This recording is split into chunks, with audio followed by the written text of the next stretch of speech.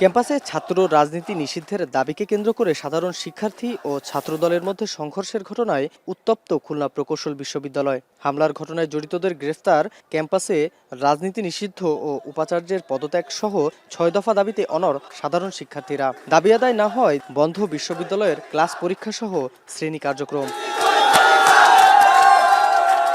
বুধবার সকাল থেকে ফের ক্যাম্পাসে সমবেত হন সাধারণ শিক্ষার্থীরা।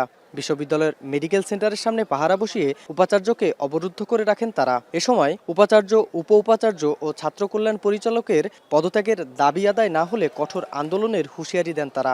৬টা দাবি আছে, যেটা না মানলে আমরা কোনোদিন ক্লাস করব না। আমাদের ক্যাম্পাসে সব ধরনের একাডেমিক কার্যক্রম বন্ধ থাকবে।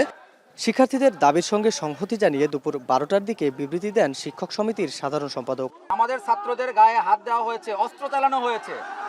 এটা কোনো পরিস্থিতিতেই এটা আমরা সমর্থন করতে পারি না।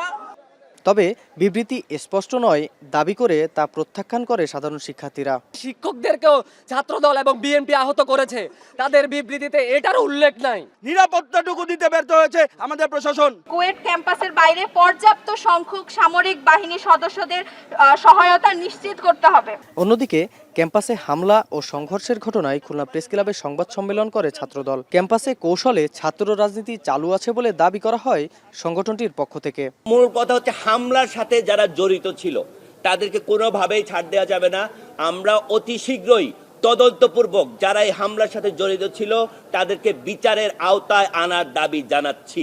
এর আগে মঙ্গলবার দিনভর ক্যাম্পাসে রাজনীতি ফেরানোর প্রতিবাদ সহ বিভিন্ন দাবিতে বিক্ষোভ করে শিক্ষার্থীরা। এ সময় ছাত্রদল হামলা চালালে দুপক্ষের সংঘর্ষে ক্যাম্পাস রণক্ষেত্রে পরিণত হয়। রামিম চৌধুরী, এখন, খুলনা। একনল হ্যান্ড ওয়াশ 100% প্যারাবেন ফ্রি, তাই নিরাপদ হাতের জন্য আস্থা রাখুন একনলে।